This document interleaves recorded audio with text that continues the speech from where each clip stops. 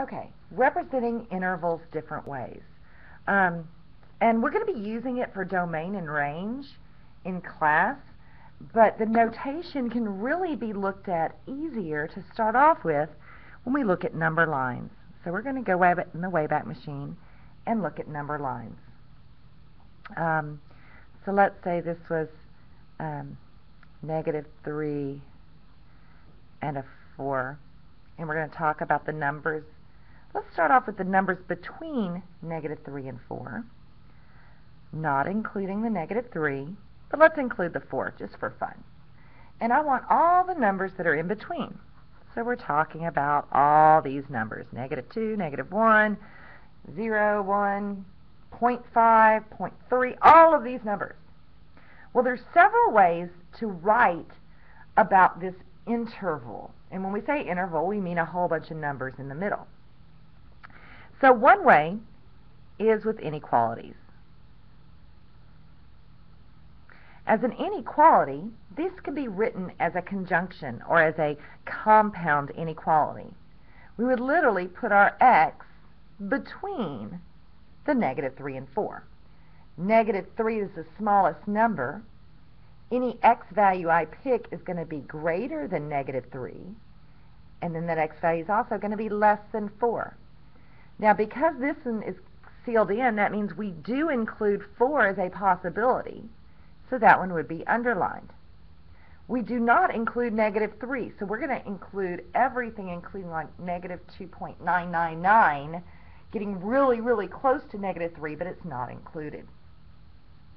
Now, the other way that could be represented is with a interval notation. Now, interval notation is the mathematician's lazy way to write intervals, since we're talking about an interval. And we leave out a lot of it.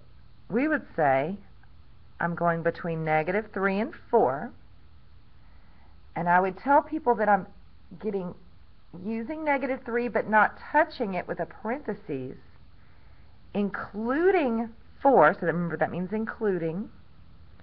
The way we represent that we're including that point in interval notation is with a bracket. Now, the last way to represent it is set notation. Set notation gives more information. In Algebra 2, we deal a lot with all real numbers. So we won't always want to use set notation, but there's sometimes in later classes that it's going to be more important to use it. Now, we're talking about x values. These were all kinds of x values. In set notation, you get very, very specific. I want all the x's. This symbol means such that.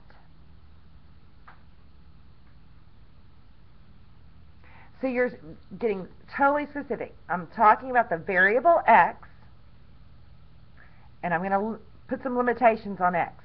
So that's where the such that comes from.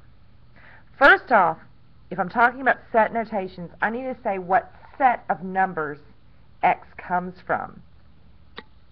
Now, I hope you know your set of numbers. If not, we'll make a little list over here.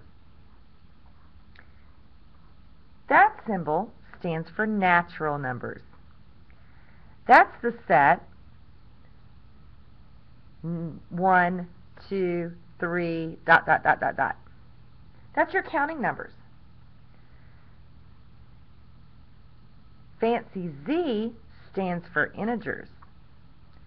That's all your natural numbers, 0, and their opposites. So these include ...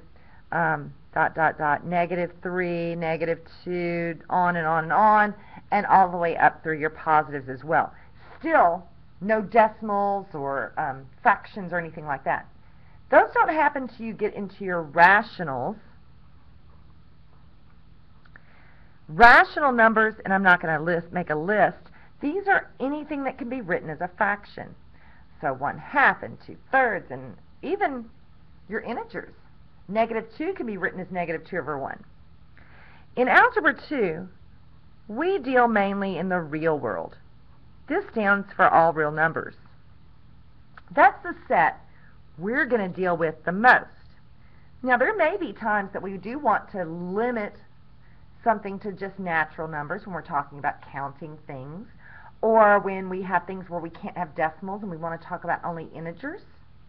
But for the majority, we're talking about all real numbers. So it's all of our whole numbers, the negative whole numbers, fractions, decimals, all that stuff. So, set notation. I start off by saying what variable I'm using, such that I need to say what set my x values belong to. On a number line, you're talking about, or on a graph, we're usually talking about all real numbers. This weird little e means is an element of. So, our sentence so far, x, the variable x, all x's, such that x is an element of all real numbers. Because on a number line we can have everything in between everything. Now the final part is I put a stipulation on x. Is it every number on the whole number line? I would just stop here. But it's not. We're only wanting the ones between -3 and 4. So I just include my inequality. This is the most specific notation, not always the fastest. Now, let's look at another example. What if I had on my number line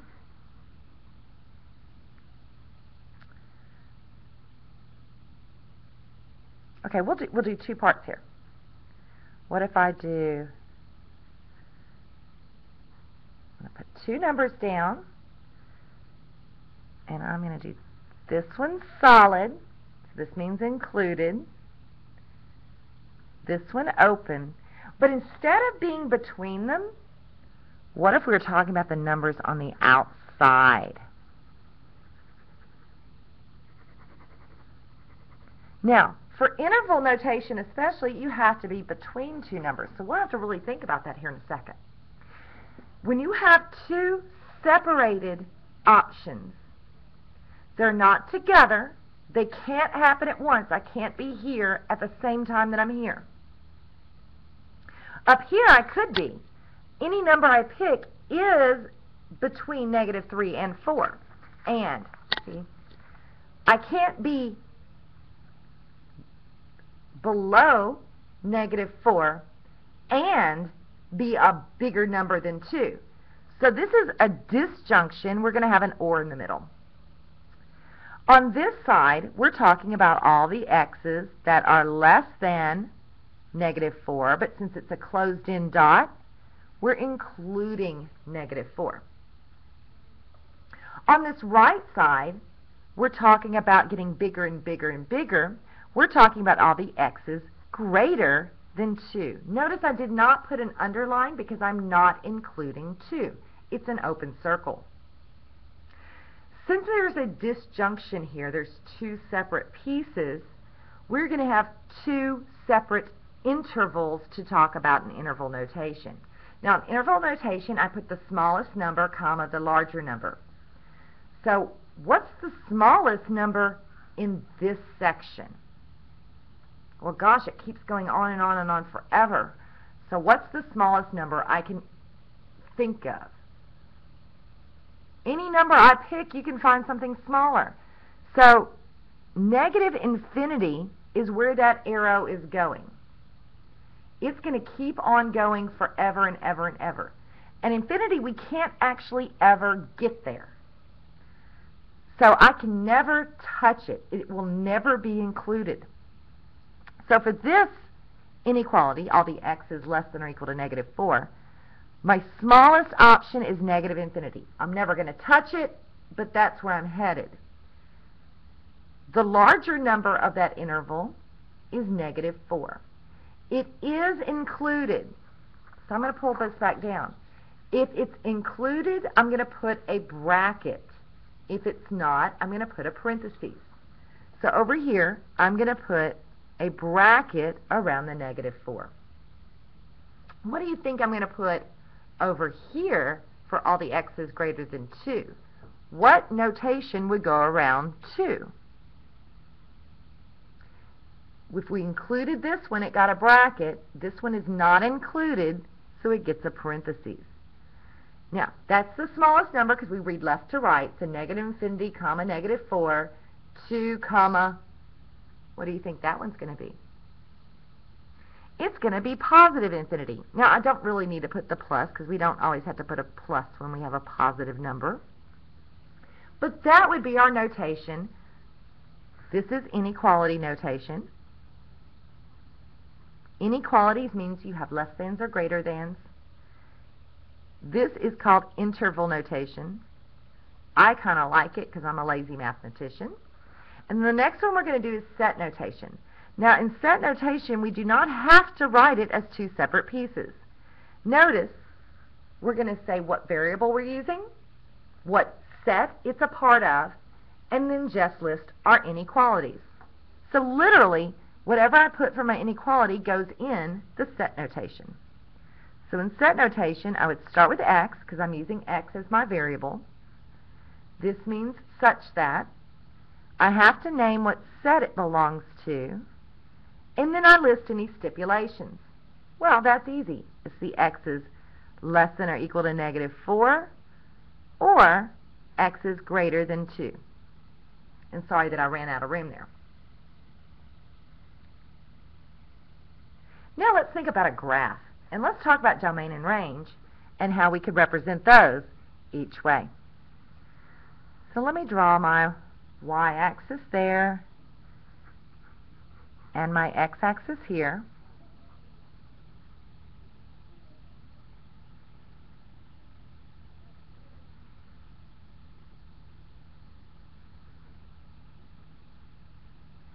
So I'm going to count by ones, 1, 2, 3, 4, so forth.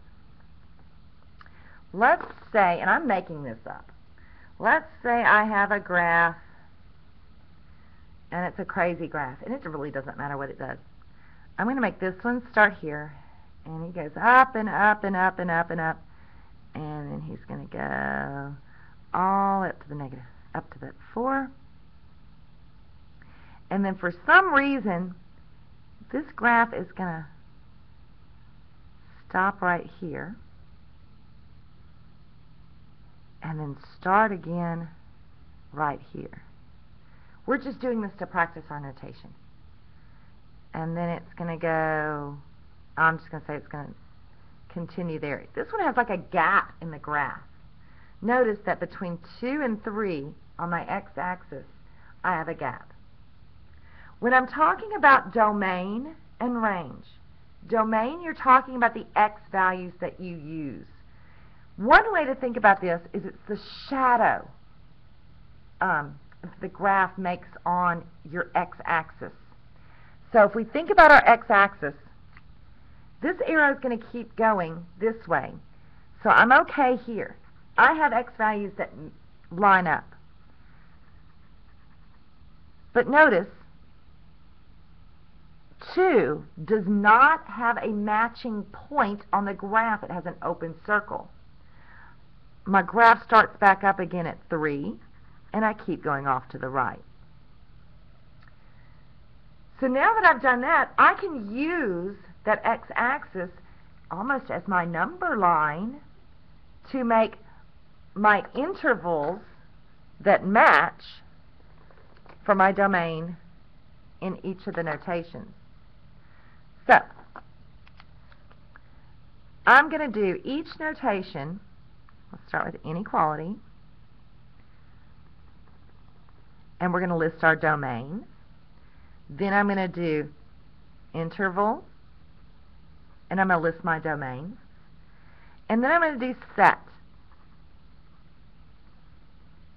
And list my domain for each one of them. Now, the domain doesn't change between each one of these. So we really need to think about what we have. So here's 2. I shaded into the left of 2, so that's all the numbers that are less than 2. They start back up again at 3 and keep going, kind of like when I had a gap here. So if I have a gap, I'm going to put an or. X is greater than or equal to 3. Why did I put an or equal to on 3? Well, notice that in our graph, when x is 3, the point on the graph is solid. It is included. Now, since I have 2 branches, my interval notation is going to have 2 pieces to it. So I need to know where I'm starting, negative infinity to positive infinity. My first interval is between negative infinity and 2. Negative infinity, comma 2. Notice that since I did not include 2 here, I do not include here. The next interval is from 3 to positive infinity. 3 is included. It is a closed circle on my graph, and it is underlined on the inequality.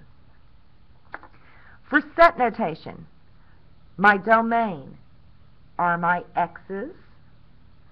What set are they a part of?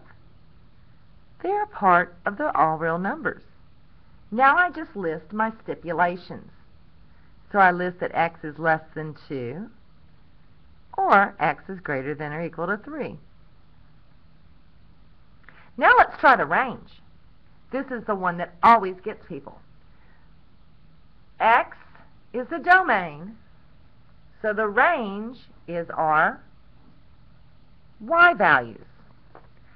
So let's see where the shadow for the graph is made. Do I have anything up here? No.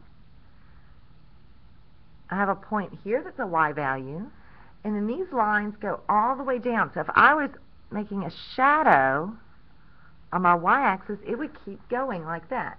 Now technically I could put it there and it's an exact shadow, right, from where that one is laying. Now notice, even though I have a hole over here, 2 does have a y value here. If I just look at that left side, it's all the numbers that are less than 4. That includes everything that would have been on the right side. So I really am only concerned with all the y values that are less than 4. So, for my range, it is the y values less than 4. Now I'll put a note, it's less than or equal to, because that point is included.